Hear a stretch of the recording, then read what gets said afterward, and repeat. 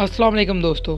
आज की वीडियो भी काफ़ी ज़्यादा इंटरेस्टिंग और हैरान कुन होने वाली है, तो आपसे गुजारिश है कि इस वीडियो को आप लास्ट तक देखें। ये वाक़या है 23 मार्च 1994 का, जब एक रशियन एयरलाइन के एयरफ्लोट 593 ने उड़ान भरी। इस एयरप्लेन ने मॉस्को से हांगकांग जाना था। ये एक जंबो साइज एरोप्लेन था जिसका कंट्रोल एक 40 साल कैप्टन के हाथ में था, जिसका नाम विक्टोरोविच डैनिलोव था। डैनिलोव के पास 9675 फ्लाइट हॉर्स का एक्सपीरियंस भी मौजूद था और ये इसी प्लेन को 950 घंटों तक उड़ा चुका था। प्लेन को एक 39 साल शख्स यारोस्लाम को पायलट कर रहा था। इसको भी काफी एक्सपीरियंस था। ये भी इस फ्लाइट को 907 घंटों तक उड़ा चुका था। इस फ्लाइट में टोटल 75 लोग सवार थे। इनमें से ज्यादातर हांगकांग के बिजनेसमैन थे जो रशिया से हांगकांग वापस जा रहे थे।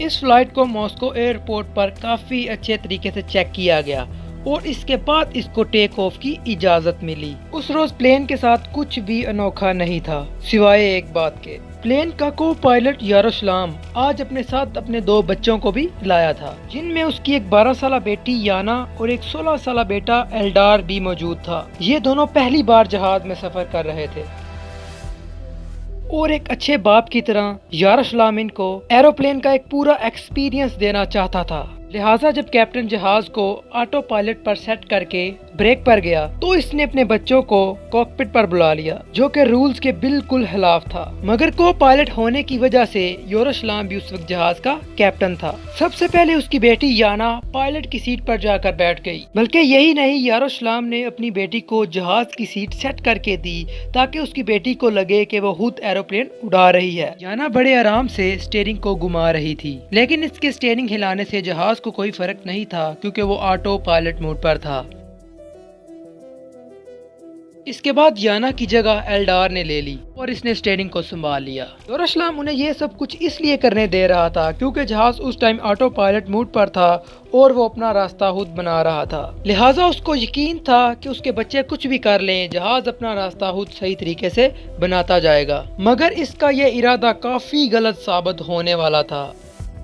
एल्डार यानी कि को पायलट के बेटे ने स्टीयरिंग के ऊपर लगे एक बटन को 15 सेकंड तक दबाए रखा, जिससे जहाज का ऑटो पायलट मोड ऑफ हो गया और जहाज का कंट्रोल एक 16 साल लड़के के हाथ में आ गया। उसके बाद एक रेड लाइट भी जली, जिससे कैप्टन को खतरे का अंदाजा हो जाना चाहिए था क्योंकि कोई अलार्म नहीं बजा था, जिसकी वजह से कैप्टन मुतमईन था। उधर पैसेंजर भी बड़े आराम से बैठे थे, लेकिन उनको इस बात का अंदाजा बिल्कुल नहीं था कि इस जहाज का कंट्रोल एक 16 साल लड़के के हाथ में है।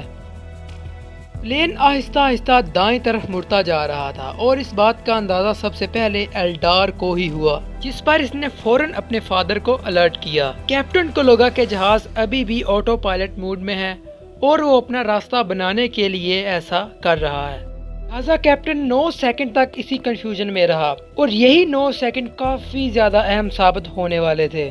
एक बड़ा जहाज था जिसका मैक्सिमम टर्निंग एंगल 45 डिग्री था, लेकिन जहाज अब 90 डिग्री के एंगल पर जा रहा था, जिसकी वजह से ये अपना एटीट्यूड यानी कि ऊंचाई बरकरार नहीं रख पा रहा था और जहाज मुसलसल नीचे आ रहा था। अब कैप्टन को अपनी गलती का एहसास हुआ। उसने फौरन एल्डर को सीट से उतारा और जहाज के इंजन्स को फुल पावर पर चलाकर और इसका रुख ऊपर की जानिब कर दिया, जो कि एक और बड़ी गलती थी। चूंकि जहाज का साइज बहुत ज्यादा बड़ा था, इस वजह से जहाज के इंजन उसको उसी टाइम लिफ्ट नहीं दे सकते थे और अब जहाज फुल आउट ऑफ कंट्रोल होकर काफी तेजी से नीचे आ रहा था और आखिरकार ये जहाज रूस के पहाड़ों में गिरकर तबाह हो गया। ये सब कुछ इतनी तेजी से हुआ कि पायलट को संभलने का मौका ही नहीं मिला। यूं एक 16 साल लड़के और उसके फादर की बेवकूफ़ी की वजह से 75 लोग अपनी जान की बाजी हार गए। बाद में जब इस हादसे की इन्वेस्टिगेशन की गई तो उससे पता चला कि इस जहाज को बआसानी बचाया जा सकता था अगर उन्हीं 9 सेकंड्स के दौरान कैप्टन जहाज को फिर से ऑटो पायलट मोड पर लगा देता तो शायद ये हादसा ना होता, क्योंकि ऑटो पायलट जहाज को आहिस्ता आहिस्ता ऊपर उठाने की सलाहियत रखता है।